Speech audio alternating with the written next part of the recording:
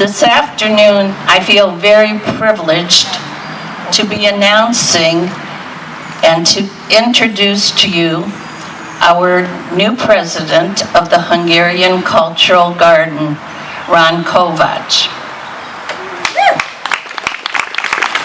Ron has been a working member of the Cultural Garden for several years now. He's been the chairman of our golf outing, and that's our probably largest fundraiser. So he's to be thanked for working all these years on that. But thank you so much, Ron.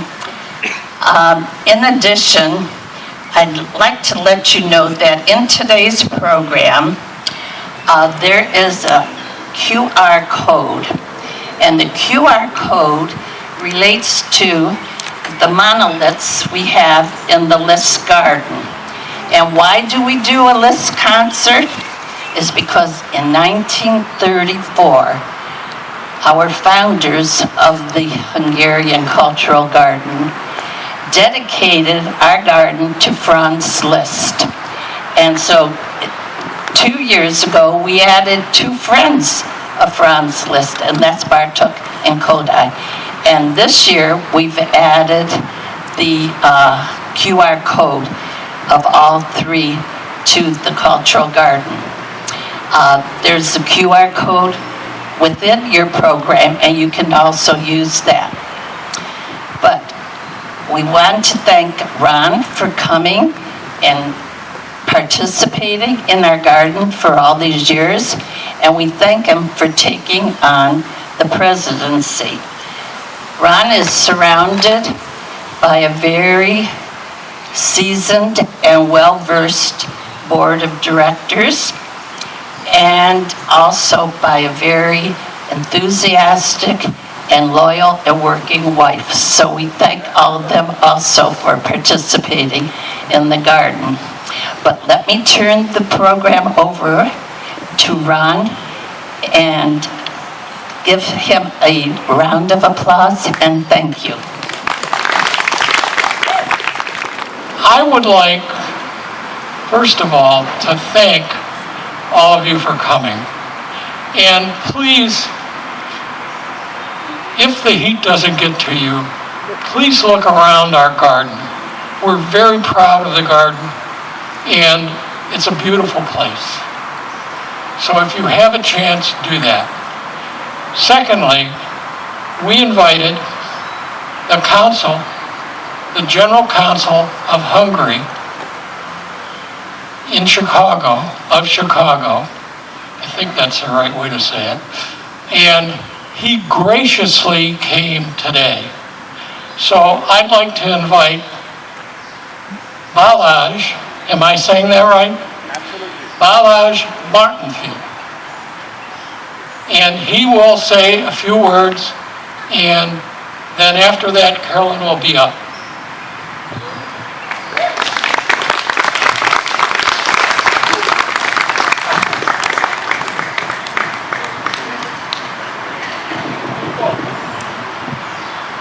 Good afternoon, everyone, and thank you, Ron, for those kind words. I'm the Hungarian Consul General in Chicago. I'm responsible for 11 states, and one of these states is Ohio, and of course Cleveland, with its large Hungarian community, vibrant Hungarian community, and long history of Hungarian roots is somewhere I visit the most often.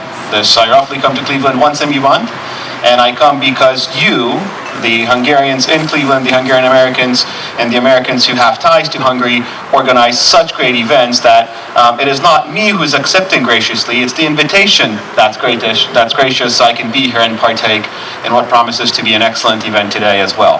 My understanding, this is the 20th year that this has been put on, and Franz Liszt's music will be played today in addition to other performances. Some, I have been told, are rather excellent surprises, so I very much look forward to it.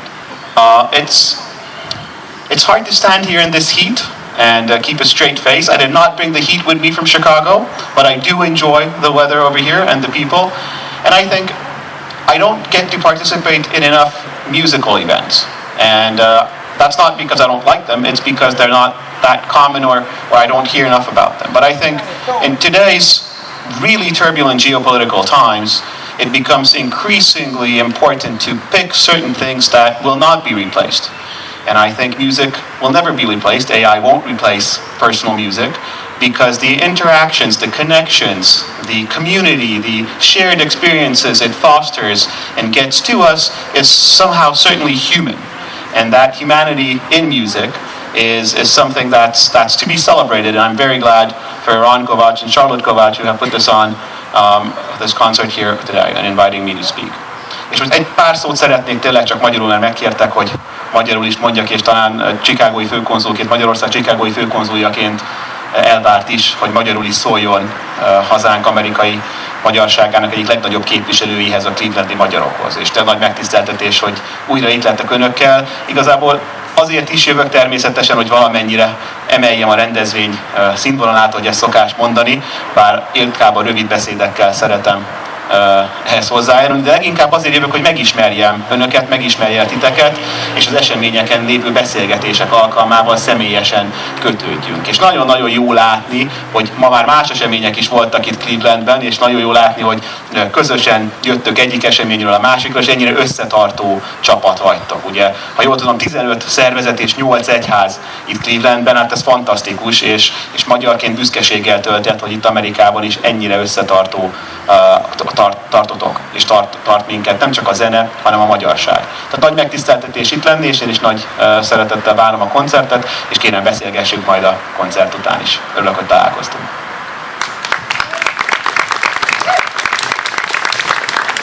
Thank you very much, Balázs, for coming from Chicago, and thank you for attending our concert. And every year we have the Liszt concert, so we invite you back next year and the following year and the following year. This afternoon, our Master of Ceremonies, Andrea Lazar, will be introducing the program for the day. But Andrea herself is one of our gifts from the Hungarian community to the rest of us. Andrea and her family have had the radio program, the Kaposi family radio program, for over 60 years. First it was Andrea's father, then her mother, Kathy Kaposi, and now Andrea and her husband, Andrew. Thank you so much for bringing the world to us in Cleveland. But thank you for bringing your Hungarian love and culture with you.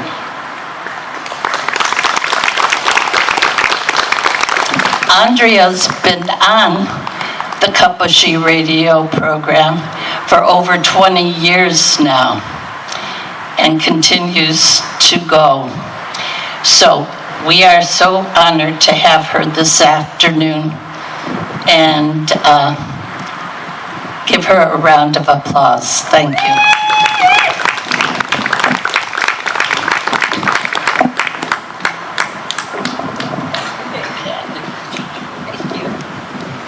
Okay. Is this okay? Okay. I don't know which way I should do this. I'd like to take a few minutes to put into context what is all around us and what we are all about to experience. As Carolyn already mentioned, that this garden was dedicated to Hungary's greatest composer, Liszt Ferenc, Franz Liszt, in 1934. It would take them 4 more years until it was ready for its grand opening on July 10, 1938. This is the description of what took place that day. A colorful parade of some 5,000 members of Hungarian organizations, many of them in native costumes, marched along Lower East Boulevard to the speaker stand at the lower end of the Hungarian garden. A crowd of 15,000 persons took part in that dedication. That's amazing. As other gardens sprang up around it, this area of beautiful gardens was like no other anywhere in the world. They were primarily Eastern European nationalities that dedicated their gardens to the arts, to their most revered poets, writers, artists, and musicians. This took place after World War I, and they called these gardens the Peace Gardens. While peace didn't last long in Europe, these gardens were the pride of Cleveland for many decades. The nationalities that fought each other in Europe coexisted and celebrated and learned about each other's cultures here. Then times changed, Cleveland changed, and this area changed. People stopped visiting the gardens. This garden, like the others, was neglected. And in the 60s and the 70s, it started to fall into disrepair and even suffered vandalism. During these years, the Hungarian garden had a guardian angel, one man, who on his own cared for it, maintained it, and repaired what he could. Ernie Mihai was in the garden almost daily, tending to it out of love and devotion to his Hungarian heritage, to this Hungarian garden. Change came again, and people turned their attention to the gardens, and a renaissance began. With an important anniversary getting closer, a newly reorganized Hungarian Cultural Garden Committee, with Ernie's continued involvement, set to work. Carolyn Baylog accepted the responsibility of leading the committee in the enormous task of planning the reclamation work, the rededication, which took place in 2008 on the garden's 70th anniversary, and the ongoing work on the garden, as well as raising the daunting amount of funds it would take to make it all happen for the 75th anniversary in 2013. Under Carolyn's leadership, by that 75th anniversary, significant structural repairs were completed.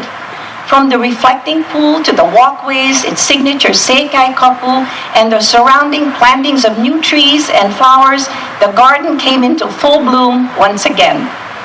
And a monumental new structure in the lower garden, the legacy wall, engraved with the names of significant Hungarian cultural icons, was unveiled. And even more has been added since.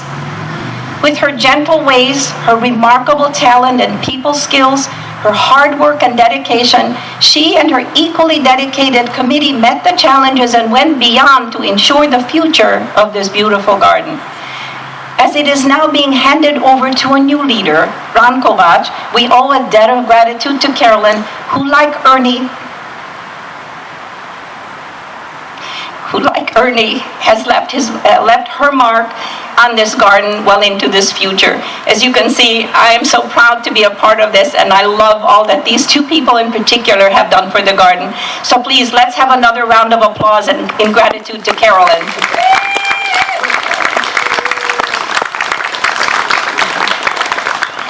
There is one more thing that Carolyn and the Garden Committee accomplished. When a committee member made a comment that this garden really is made for music, Carolyn recognized the wonderful opportunity immediately, and the Liszt concert in the garden was born. It's hard to believe that no such concert had taken place until then. It was a modest event in the first few years. Then a local Hungarian pianist was invited to perform Liszt. When she saw the keyboard that was available, she said, "Not possible, you cannot play Liszt on a keyboard." And change for this garden came again, this time in the person of Vera Holzer-Verokay. Vera is an accomplished classical pianist who earned her degree at Budapest Bartók High School Conservatory before coming to the United States to continue her professional training. When she moved to the Cleveland area, she started giving piano lessons in her living room. In a very short time, her students grew to over 100, and she started on a path that would make it possible for her to continue music education on a large scale. Her vision, her boundless energy, enormous positive can-do spirit, and a drive to share her love of music led to her establishing the Aurora School of Music in 2003. Today, the school is in a huge, beautiful building where a very wide range of music is taught. Vera's enthusiastic, charming, and loving personality, her great musical talent, and ability to inspire her students defines her school. There are over 1,100 students, an amazing number of teachers, and proud and grateful alumni who come back and joyfully take part in concerts together with current students, like their wonderful gala concert that they just had this past Friday. And Vera has brought that joyful energy into this garden. With Vera's involvement came a program of glorious classical music by Hungarian composers from Liszt to Bartók and Kodály and more. She brought not only her own enormous talent, but also brought the talented members of her faculty and students to perform. And to make it totally perfect, totally on the ambitious and marvelous scale that defines Vera, she brought into this garden a grand piano. And the seed that was planted well over 20 years ago has blossomed into the glorious Liszt concert in the garden that we will have the joy of experiencing together today. So it's my honor to introduce Vera Holzer-Verrecke.